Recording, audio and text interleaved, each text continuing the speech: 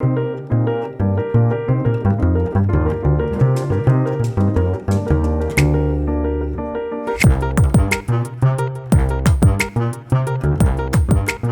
you very much, Fran. Thank you, everyone, for coming out tonight, for braving the cold. So we're really here to talk about people and how New York City, the people of New York City, how that has changed, specifically over the past decade, and how that is kind of the results of changes that have been happening for a very long time, obviously.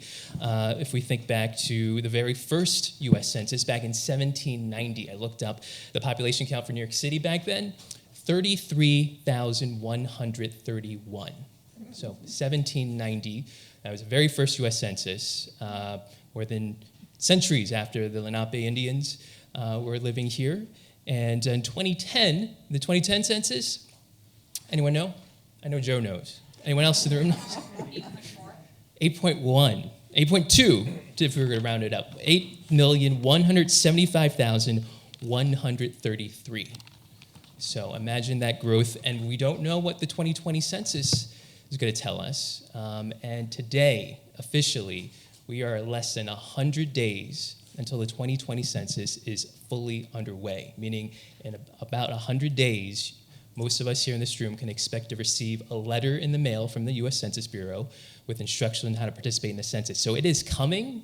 It is not that far off. It is in mid-March, and we're going to find out at the end of, end of December of 2020, the new state population counts. We won't know New York City just yet, and that will be coming a little bit later in 2021 in the springtime. So tonight, we're hopefully going to get a little look at a crystal ball based on the expertise of this very distinguished panel we have here tonight. At my very far right, as Fran mentioned, we have the chief demographer of New York City, Joe Salvo. Joe is from the Population Division at the Department of City Planning, and they provide the data and analytical expertise to agencies on needs assessment, program planning, and targeting and policy formation.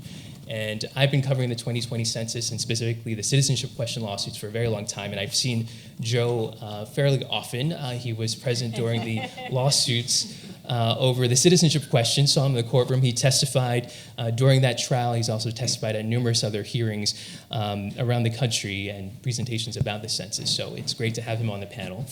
To his right and to your left, we have Nancy Foner, who is a sociology professor at Hunter College and at the CUNY Graduate Center.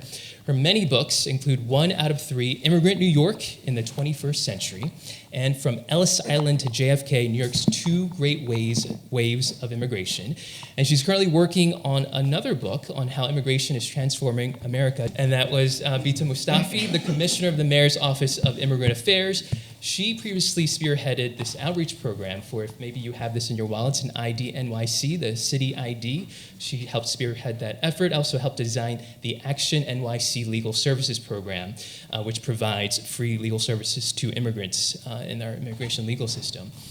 And she also previously worked at Safe Horizons, where she represented immigrants, asylees, and others before the Immigration Court. And last but not least, we have Hector Budero Guzman, sociology professor at Baruch College and at the CUNY Graduate Center. His research is focused on immigration and the Latinx population in New York City. And he also co-edited the book, Migration, Transnationalization, and Race in a Changing New York. So this would be the panel to ask questions about how New York City is changing. And so I came up with this really big, broad question, see if they get them into some debate, some argument here. What is the most, in your professional, personal opinion, what is the most important change in New York City's demographics over the past decade?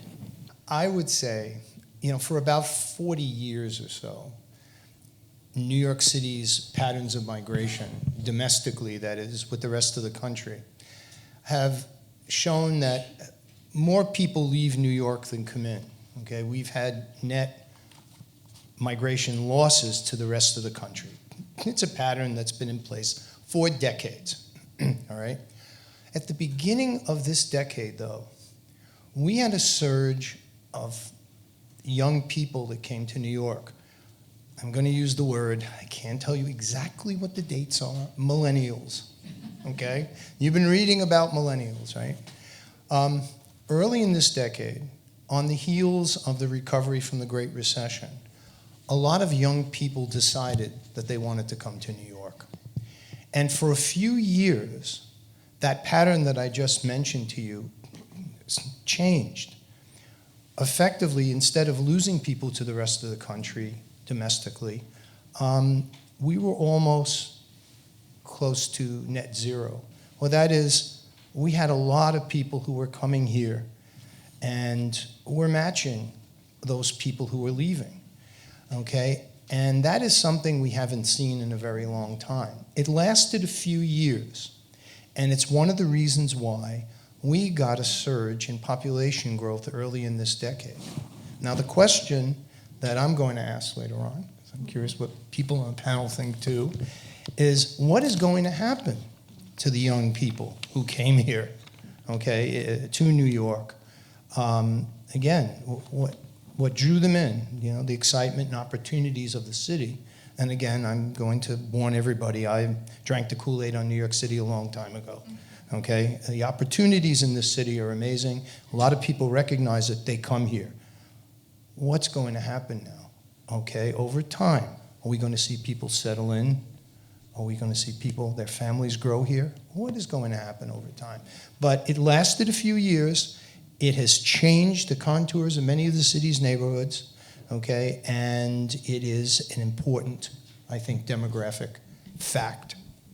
And changes such as, give some examples that you think are the most visible. Well, if you look at the mix of people by neighborhood, okay, I'll give you an anecdote. I'm in Astoria, and I go into a cafe owned by somebody from Ecuador. And in come young people, and I manage to strike up conversations occasionally, and they're from like Nebraska, okay, Kansas, Minnesota. I'm in the South Bronx, and I'm at by Jerome Avenue and the old one of the old hospitals there that's been converted to housing. And I'm giving a presentation. I'm looking at the audience, and I'm looking at young people. Where do you live? Somebody from Minnesota, somebody from Boston, somebody from all these parts of the country, now living in Central Harlem, living in the South Bronx, living on the concourse. The contours of the neighborhoods have been changed by this, and the vitality and education that those people bring are changing the face of the neighborhoods in very positive ways. Of course, there are challenges that go along with that, but in general, we are attracting this vitality, which will give birth to the next, the next wave of change in New York City. Okay, so Joe says millennials. Nancy? I mean, I think that's interesting because we're, I think as an immigration specialist, I'm so used to saying immigration is what's giving New York its vitality. And of course, there's over 3 million immigrants in New York. Add on their children, and it's over half the population. And this has been a huge change. Now, it's not the last decade, which is when I got that question, because we got that question beforehand, you should know. I was sort of scratching my head and say the last decade, because it's not really the last decade. It's been the last few decades, and even the changes in the groups. But I think it raises, in terms of what Joe is saying, I mean, we've got this sort of gentrification going on, because that's what's happening, with highly educated young people coming into the city to live. And at the same time, we have this large immigrant population. And so, I mean, those are two changes, very different changes going on at the same time. And I guess in terms of immigration, there, as I said, I mean, Africans are growing in number. I mean, we could look at certain groups over the last decade that have grown in number. Mexicans, I don't know. Are they still? That's a question for the future, actually, in terms of whether they're still growing in number, because nationally they're not. They're declining, yeah. I mean, we can talk later about how much national trends are being reflected in New York. There are new groups. I mean, in the book that I edited, there's a chapter on Liberians on Staten Island. So there are new groups that are always coming in. So that's also part of the picture. I don't know if that's the most important change, in 10 years, but it's part of the whole picture of what's continuing to change in New York. I'll build on that to say that we have conversely, maybe, and I don't actually know the pattern that Joe speaks about, so I'm interested in his reflection on this. We have generally seen an increase in the foreign-born population across the city, but in the last year, it was the first time we saw a decline in the foreign-born population in the city. Over the course of the last decade, we have seen a decline in the undocumented or population in the city. Some of that, most of that, our team sort of thinks, and other experts in this space think, is reflective of the Mexican population decreasing in the city, due in part to the recession that we experienced in 2008 and the strength of the Mexican economy itself. And in terms of the broader decline over the course of the last year on migration generally, a number of factors can be considered. Certainly, the federal administration's policies trying to cut immigration in different ways contribute. I tend to focus on the persistent growth of the Hispanic Latino population in the city, or the so-called Latinization of New York. It's about 29% of the population, more or less. These days. Number two is the diversification of that Hispanic population. It used to be overwhelmingly Puerto Rican, upwards to 70% in the 60s, and now it's overwhelmingly, Dominicans are the largest group in the city right now, followed by Puerto Ricans, then followed by everybody else. In fact, other Hispanic, non-Puerto Rican, non-Mexican, non-Dominican is the largest group of Hispanics in the city right now. It's the mix of folks from every possible country and combinations thereof, which is, I think, one of the interesting developing aspects of New York City.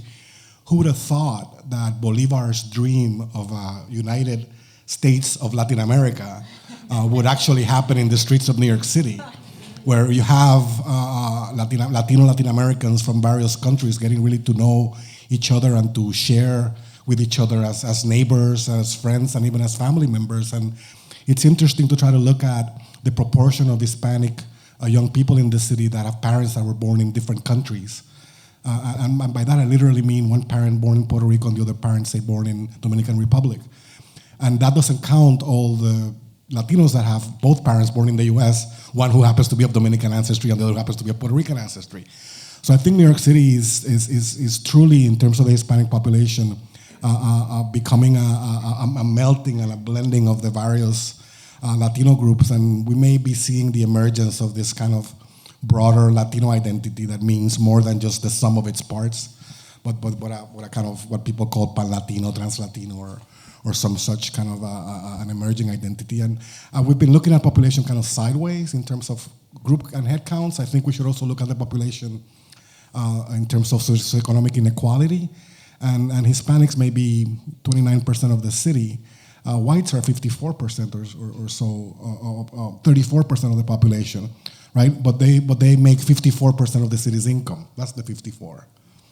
34% of the population makes 54% of the income. Hispanics are about 29% of the population. They end up making about 19% of the income. So behind these headcounts lie significant levels of inequality and differences that I think we should really pay attention to. I'm going to maybe ask a question. I don't know if there are actually any numbers to show for this, but maybe kind of forecasting future questions and what we might see in the future.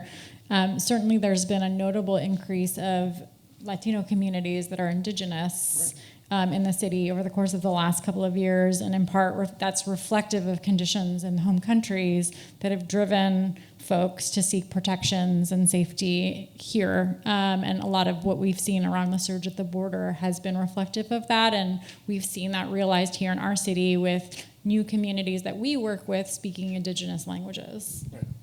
And that makes it, I imagine, really hard to find interpreters and language services, because it's hard to find folks who speak these indigenous languages, correct? That is correct.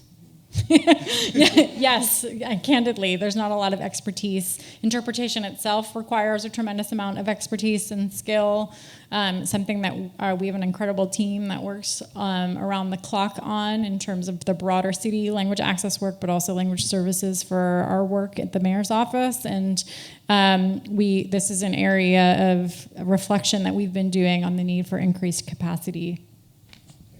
And Hector, I want to go back to what you were saying earlier about the shift from a greater Puerto Rican presence and now more a Dominican presence. When did that shift occur, and why did that occur? What do we know about that? In the last decade, is that we saw the Dominican population sort of overtake the Puerto Rican population at 700-some thousand. Yeah, but I want to add something to the discussion. The impact of immigration and people coming here is one thing, but natural increase, as the demographers call it, the balance of births and deaths, is why the population of New York grows. And more of those births, for example, are to immigrants. Yes. Okay, at last count, it's over half of all births in the city of New York are to foreign-born women. And just to give you an idea how powerful this is, in the Bronx, last year or the year before, I forget exactly, there were about 20,000 births in the city, in the Bronx, excuse me. 28% of those births were to Dominican women, okay? The impact, if you look at Dominicans overall and you look at their migration patterns, many Dominicans are actually leaving the city now. It's part of a progression. But the natural increase, the births and death balance in the Dominican population adds numbers to those groups. And it's happening with Mexicans. It's happening with a lot of the groups that have settled here.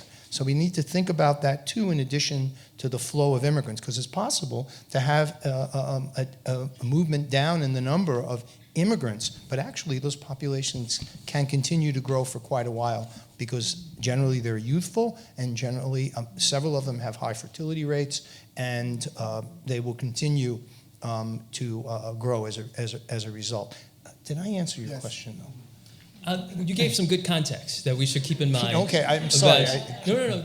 We should keep in mind that this is about immigration flows. It's also about increased births and deaths in certain parts of the population. It helps answer why the Dominican population overtook the Puerto Rican population. The Puerto Rican population in the city is aging, right? And their fertility rates are much lower. Dominican and other Hispanic populations are much younger, have a higher proportion of the population in the peak reproductive ages. On average, tend to have more children per woman. On average, tend to have the children younger. So when you add all those components, that's right. That is the natural growth that Joe's talking about. So that we should be careful not to think that because there's a slow in immigration, there's going to be a slow diversification of the city's population.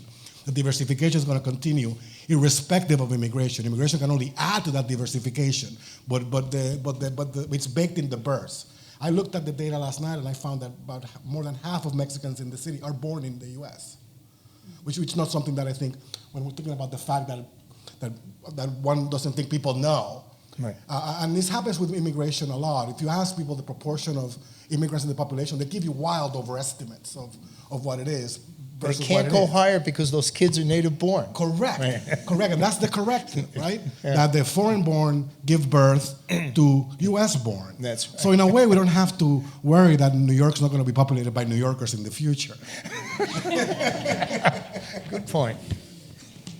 I want to step back for a moment, and you were mentioning you're looking at data sets. This is all based upon, right, census data. This is all based upon a questionnaire that every household in the country is required to fill out. And the Constitution calls for a count of every person living in the country.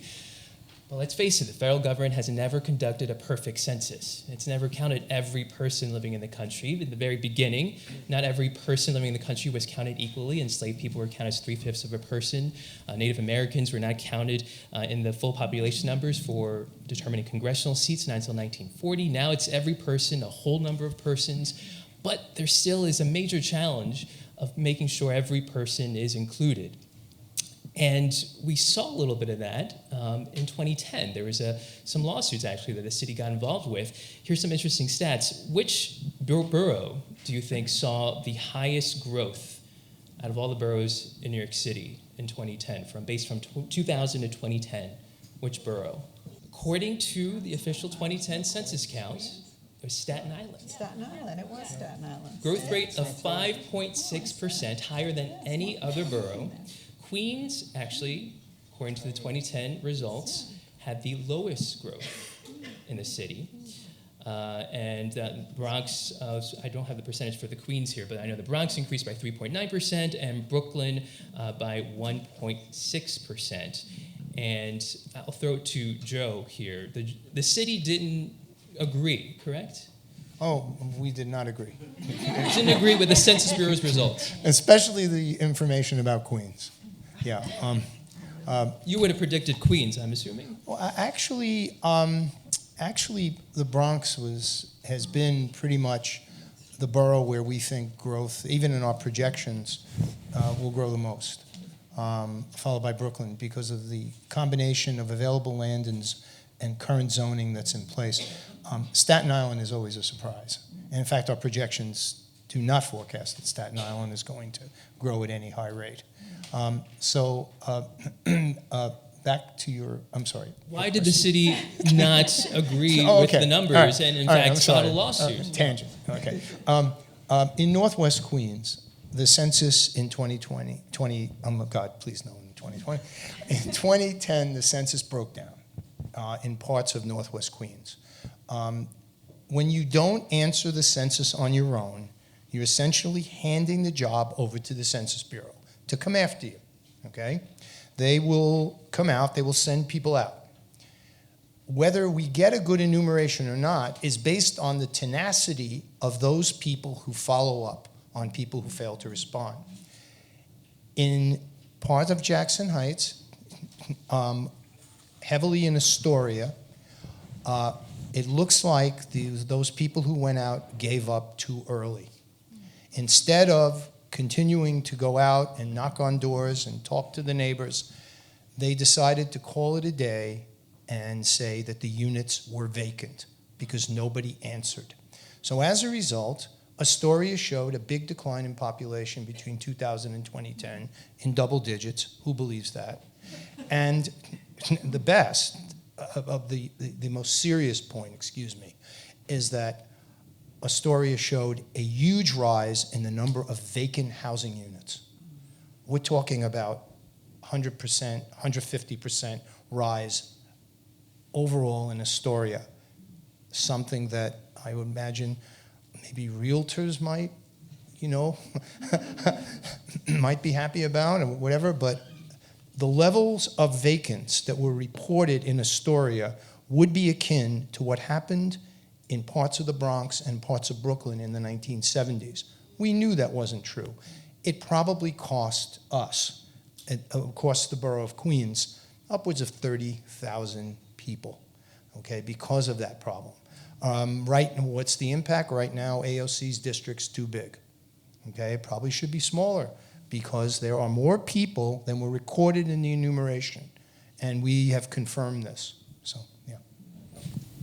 And so I think another thing to point out here is that we've been talking a lot about specific ethnic groups, Mexicans, Dominicans, for example, and this is information that ultimately a lot of city planners really rely on, not specifically the census, but actually a different survey that the Census Bureau also conducts known as the American Community Survey.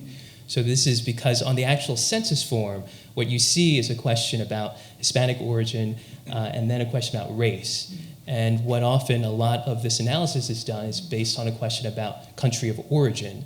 And that is not on, specifically not on the census form. It's on another survey known as the American Community Survey, an annual survey that people may be getting. So it's something else to think about of where all this information comes from. But let me throw another kind of broad question. I did give it to the panelists a little bit earlier so they had some time to think about it, which is, what do you think is a common misunderstanding about the demographics of the city or of a specific borough or neighborhood that should be debunked? What are some myths about the demographics of a city or a neighborhood or a borough that should be debunked based on your research and what you know from your work? Well, I don't know about debunked, but I was going to say myths that people have about this or incorrect views. I think that one thing people are not so aware of, or certainly most white New Yorkers are not so aware of, is the degree to which New York is a very racially segregated city, particularly when it comes to blacks and whites. I tell my students that all the time in my classes, and most of them are surprised except for the black students in the class. And they're not surprised because they live in those neighborhoods. New York is what, number 3, or the metro area is the 3rd most segregated city in the metropolitan area in the country. Of the large, out of 100 metro areas, when it comes to black-white segregation. So I think, on the one hand, that's a myth or not, or maybe a fact that people don't know or they're not aware of.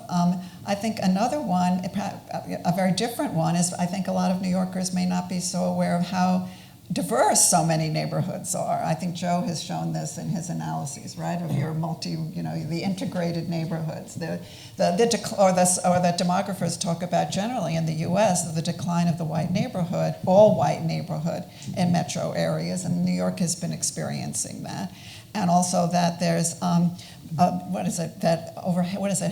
have to remind me, half of the neighborhoods in New York City are either integrated with whites and 10% or more of whites and one minority group, or whites and 2 minority groups. And that's half the neighborhoods in the city. And we can look ahead and see what will happen in 2020. There'll probably be more. And so that's another thing. I don't think people are aware that of the great diversity of neighborhoods in New York, at the same time as there's also tremendous racial segregation, especially between blacks and whites. Any other myths we want to debunk? I don't know. I think the myth question is difficult. One issue is how people overestimate the proportion of immigrants, but the other issue is how people just generally overestimate the population counts by group, and the constant need to have to go back to people with numbers and kind of clarify. For example, I was going out and interviewing folks from different organizations and asking them about the population and I don't want to pick up on any particular group, so I'll just say Group X, and they'll say, oh, there's about 1 million of them in New York. And I say, how about a Group Y? Oh, there's about 1 million of them in New York. And how about Group Z? Oh, there's about 1,000,001 of them in New York. And if you just go by that, New York City has 50 million people. Exactly. Whereas on the one hand, one doesn't want to kind of like be super corrective because the percentages people generally get correct. It's just the base becomes 50 million as opposed to 8 million.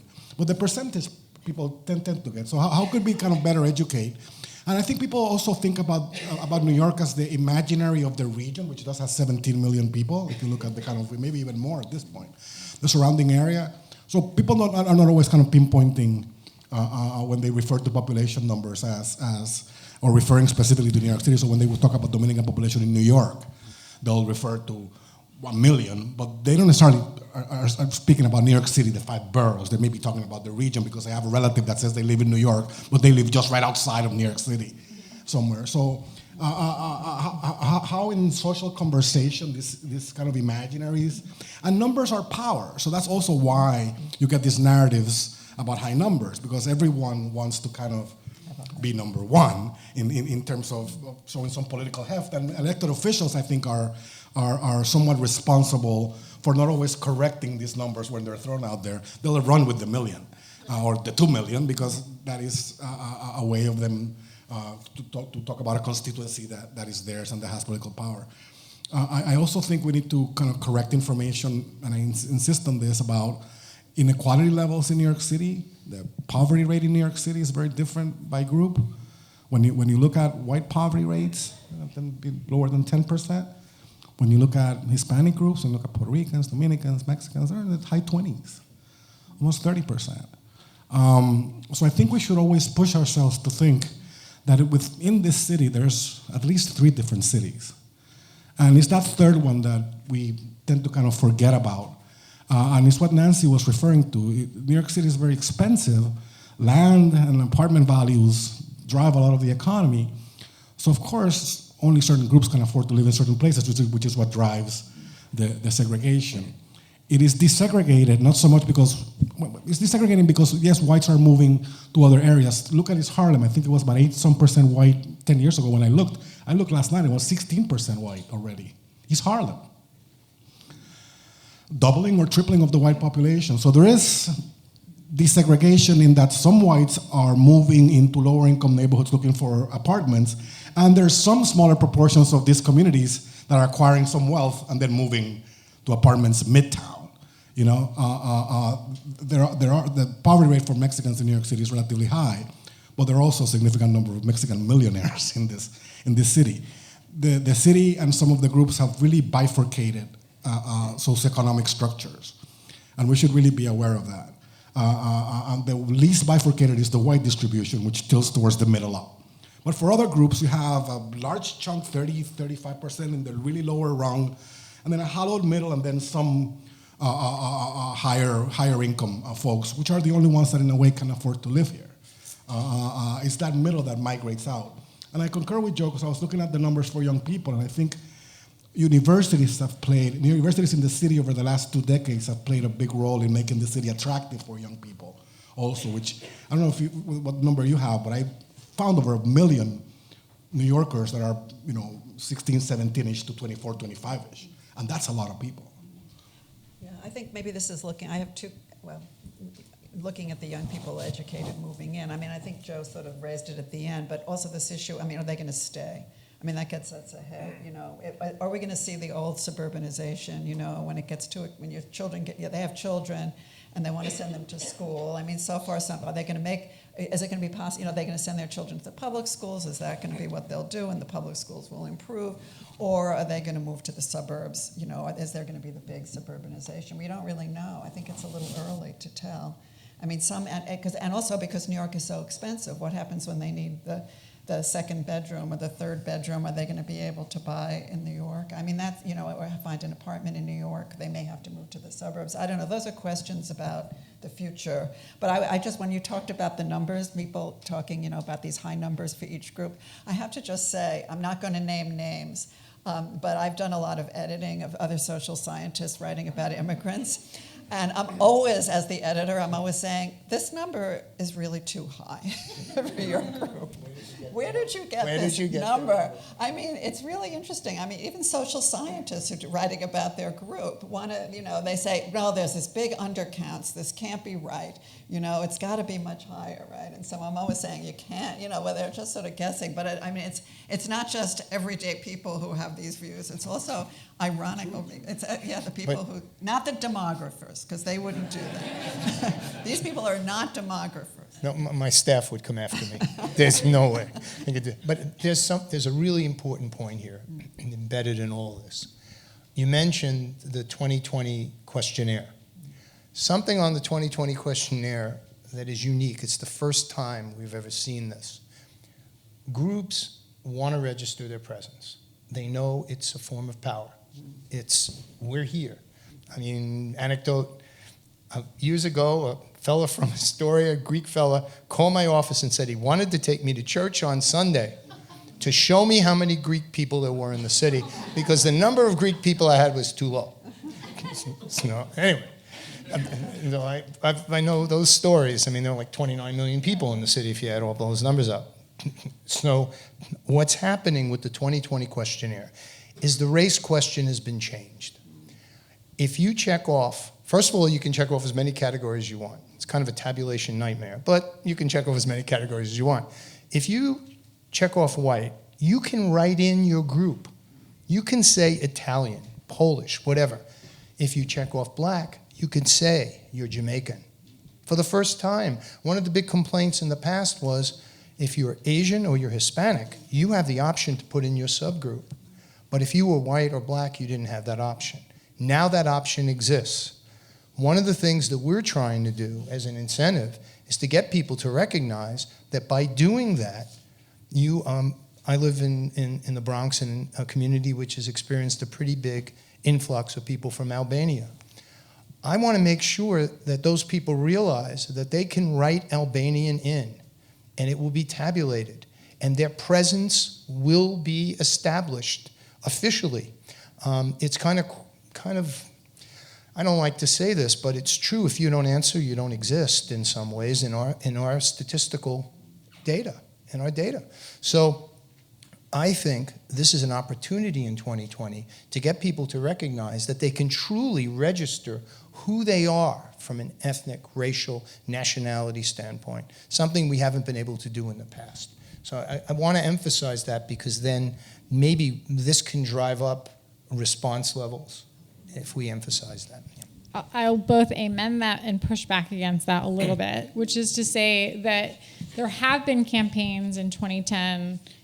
Certainly, I know in my community and others folks, people from the Middle East sort of get forced into the category of white, when in fact your experience, your historical experience, is very much not that of being white in the U.S. And this has been an ongoing sort of challenge and issue. And so there has been sort of community initiatives to encourage folks to check other and to write in instead of sort of going by the boxes. I think it's very, very challenging to move significant portions of populations towards recognition that they can kind of take that extra step and that that's important or significant in the process. However, everywhere I go to speak suggests that people understand and consider the importance of doing that from a sense of acknowledgement and representation and what that means in terms of the way that not just statistics are sort of done for the sake of statistics and to be seen, which is super important, but also how decisions are made, right? We all look at census data, ACS data, to make really important decisions that impact the lives of everybody in these communities, be it languages that the city should be speaking or where we should be prioritizing certain distribution of materials or languages, or the way that businesses look at the needs of different communities and how they exist or don't exist in different communities to serve the needs of those populations. So it is so critical in terms of actually being able to better represent advanced programs and policies to support the different communities to understand the differences. And so much of the statistical data doesn't capture that nuance, yet we're so, in many ways, realistically far away from certainly a perfect census, but one that goes even deeper into answering Joe's question. I want to add some context here. The change to the race question, adding in the write-in areas for if you check off white or black and asking for your non-Hispanic origins. The Census Bureau says it added that because a lot of requests from specific immigrant groups that want to have specific information about, how many Irish Americans there are, for example, in the United States. And so that is part of that initiative. And also as a way, as Joe mentioned, to make it more to bring some more parity to how the race question looks like, as if you remember looking at the question from 2010 and 2000, and past censuses, there are specific groups listed for Asian categories, for example. I also have done some reporting, though, that some people are concerned about asking for that level of specificity in this current political climate. Important to remember that the Census Bureau is prohibited by federal law from releasing information identifying individuals until 72 years after that information is collected. If you've ever done research about your family history, trying to figure out your family tree, and you've seen census records about your great-great-grandparents, that's because of that 72-year rule. So it has to be kept secret in terms of individually identifiable information. And then, but even with those protections, some people I've interviewed say they're very concerned about this level of specificity that the government is asking for. And so we'll be watching to see how people react to these changes. One concern that a lot of groups have had that could contribute to an undercount is that this will be a primarily online census. That for the first time ever, the Census Bureau is hoping that most of the country takes part by going on a website and filling out an online form. And so a major concern is folks who are caught in the digital divide, who don't have easy access to the internet, not even on a phone. And we just learned recently the Census Bureau put out a map showing where certain households will actually be getting about 26% of households by March. And that first mailing will be receiving a paper form. So just around a quarter of households, where that used to be the standard, where every household would get a form. But some of those households are actually going to be in parts of New York City. They're going to get a paper form, right, Joe? Yeah, we were happy to see that, for example, in the Bronx, bilingual questionnaires, paper questionnaires, will go to most of the households in the South Bronx, where we were concerned about internet access. There are pockets in the city, substantial pockets in the city, where paper will be an option, okay, where we suspected that internet might be a problem. But there is this other issue of cybersecurity, and people are nervous about getting on the internet and reporting their information. The first mailing is a letter that will say, for most people, please go to the internet, and here's an ID number that you should use. And then there'll be a couple of reminders. On the fourth mailing, if you don't respond, everybody gets paper, essentially. But you cannot request a paper questionnaire this go around. If you call the Census Bureau, they will take your enumeration over the telephone, okay? But if people hesitate, they'll ultimately will get paper. So that should help. But again, we have to put this on the radar of everyone. And as you just heard, the city's putting a lot of money into this, trying to get the word out.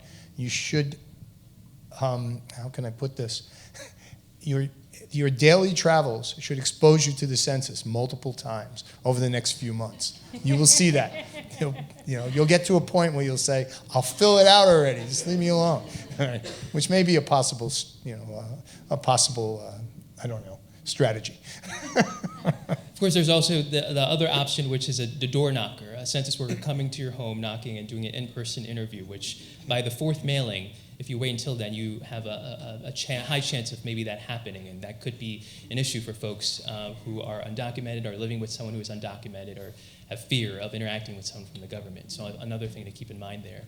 I want to leave with one final question for our panelists, and we've alluded to it earlier, but just if I can ask again, what do you hope to learn about the city through the 2020 census? We don't know what the results will tell us, but what are some burning questions that you have that you hope it will help us answer the results?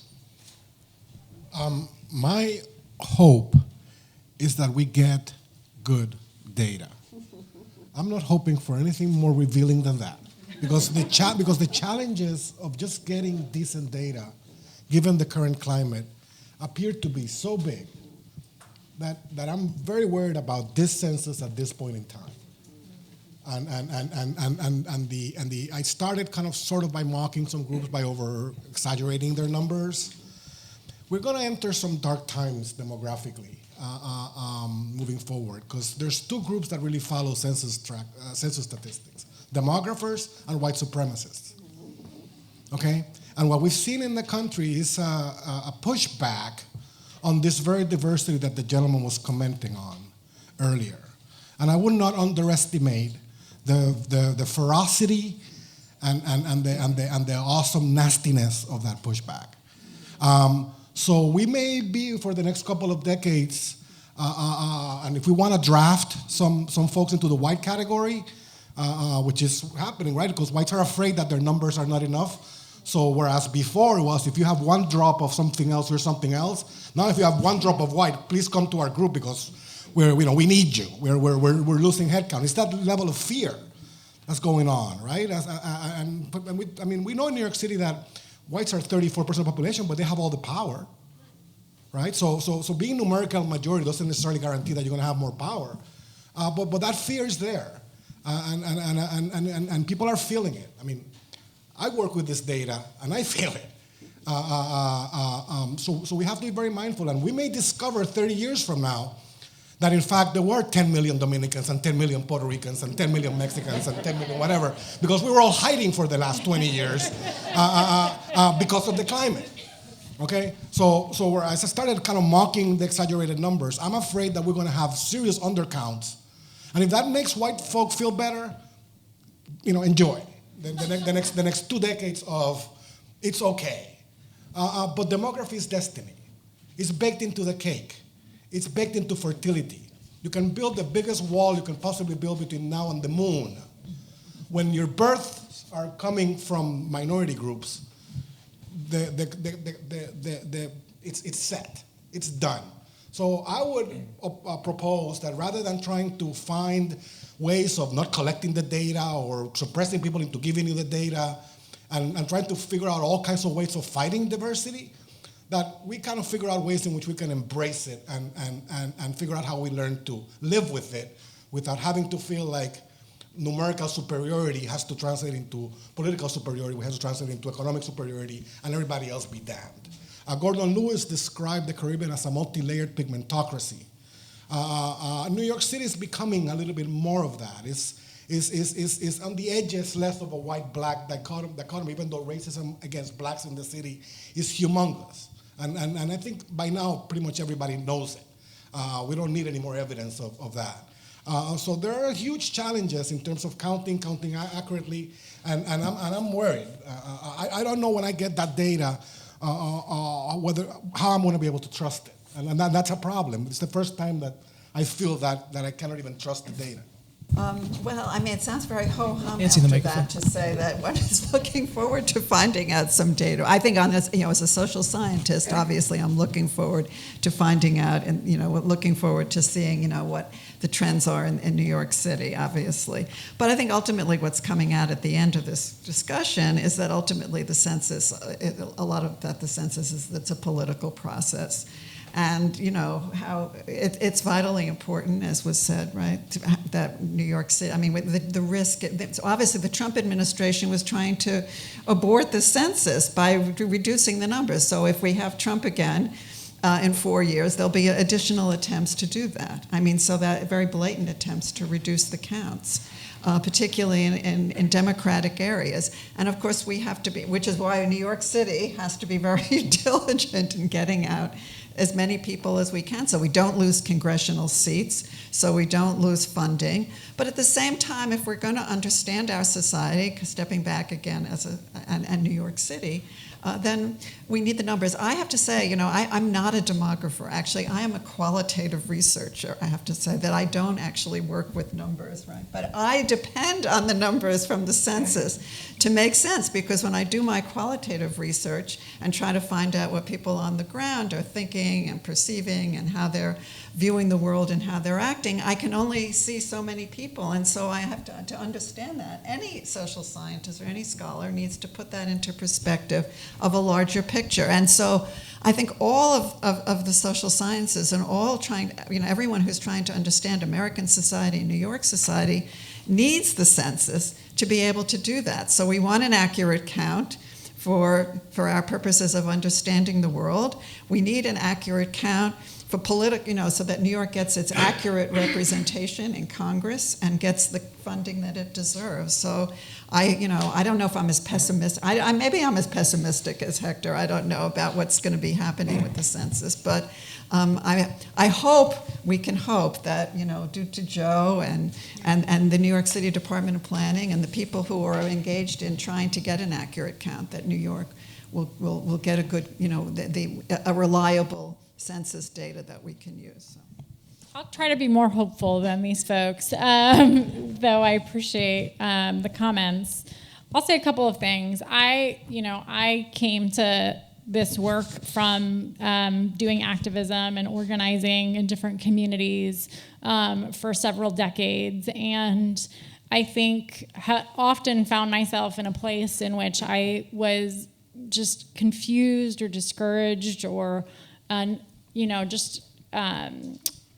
guess confused is the right word, disappointed that there wasn't more organization and action to be responsive to discrimination, oppression, inequity, lack of fairness, et cetera, and that so many things have been stacked against so many of our communities, particularly communities of color, that have led to the realization of some of those discriminatory systems, including where the census started, where not everybody was in fact recognized as a full person that would be a part of the enumeration. And so in the last couple of years, I think I've been overwhelmed in positive ways by the recognition and in some ways awakening of a lot of people and saying, we've been dormant. We've been dormant for so long, and we are now in this moment in time where we can no longer stand back and comfortably do nothing. And we have to take action. And when you look historically at moments, dark moments in times in different countries, in different nations. It is that lesson of taking action as having been one of the most significant reflections or learnings as important. And so the census is a piece of this bigger and broader question and puzzle, I think, that we have to reckon with as a country. What are our values? What are we fighting for? What matters to us? And part of the only way that we can do that is use every tool at our disposal or in our power to push back against the narrative that is the white supremacist or xenophobic narrative about that's what makes us great, and to take ownership over the fact that to get our piece of the pie to combat the systematic discrimination, we actually have to step up and be seen.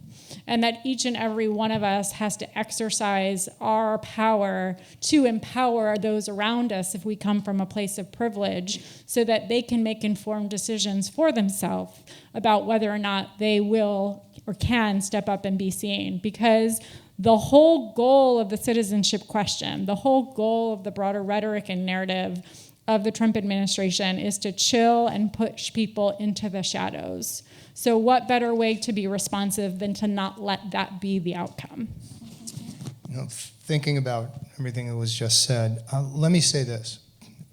The career professionals at the Census Bureau, and there was a long time ago where I was one of them for a period of time, I can tell you want to have a good census. There's a machine that is going to start working the beginning of next year. The idea that we can somehow maneuver that machine in a systematic way is foolish, because the census involves a couple of hundred operations and people executing those operations, all right? So I'm not so much worried about the mechanics of it. I mean, well, there are issues and problems with it. It's the other side you're hearing about now, whether people will comply. And we have metrics for that. As the census is moving along, it will start in March. It will go probably into early August. As that progresses, there are going to be metrics that we're going to be able to watch. Big one is how many people respond on their own. And don't leave it up to the Census Bureau to come after them, all right? That's important metric.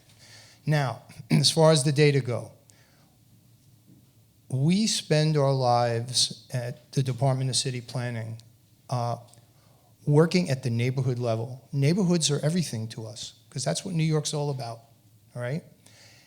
We have a sense of what's happening in the neighborhoods. In fact, when we do go out and look around, or we do see a statistic, or we have data, let's say, from the Department of Homeland Security on who's coming into the city, or we have data from Vital Statistics, we look to see whether the American Community Survey reflects that data or not. And most of the time we say, wow, that makes sense, or this makes sense. There is a certain amount of face validity that we could give to the data. We know when the data are right and when they're wrong. Within 2 hours of receiving the data, in February of 2011, we were at City Hall talking about that vacancy problem. We spotted it immediately, okay? And we knew it was there. We know what to look for. We will be able to make some judgments about that. Now, having said that, I want to leave you with this. There's a community in central Brooklyn, which many of you probably know, Ocean Hill, Brownsville, East New York, where the department's done a lot of work. That community in 2010 did not respond to the census in any substantial way. They did not. There was a problem with response overall and with self-response. The Census Bureau created an algorithm for that area, okay, for the whole city, actually. They have an algorithm that when all else fails, they'll use a statistical routine to, as we say, impute people. They will create people. His soul rest in peace, Angelo Falcone, a dear friend, once said, he says, the Census Bureau is like God. They can create people. You know? And in fact, that's what happens in neighborhoods that don't respond. When you go and you look at the numbers and you realize that 1 out of every 5 people was created by a statistical algorithm, that's when you start to have doubts. That's when you start to say, when I go out to that neighborhood and we have a plan or something we want to institute, are we getting a good picture of the people in that neighborhood? That's the bottom line for us as planners. Are we seeing what's actually there? Okay? And that's the bottom line for a lot of the programs you've heard about.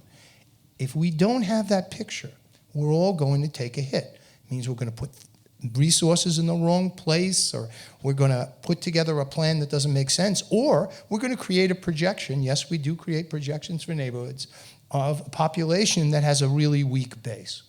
Okay? So that's the price we pay for a compromised census. So we need to think now. First of all, like I said, Census Bureau wants to do a good job, okay? Irrespective of what's going on in the White House. Secondly, we have metrics to watch what's going on, and we will, okay? And then we have those measures that we're going to evaluate when the data actually come in to make a determination as to whether the stuff makes sense or not. So I can say that right now I'm trying to be, optimistic that somehow the machine that is the decennial census will prevail. And believe me, it's a machine. You flip that switch, the train goes down the tracks, and everybody does what they're supposed to do. The question is, can we motivate people to respond in kind? That's going to be the biggie. It's all about self-response, especially. Not leaving it up to the Census Bureau to determine our destiny, but leaving it up to ourselves to take the responsibility for answering. So I'll leave you with that. Thank you very much for coming out tonight. Thank you to our panelists.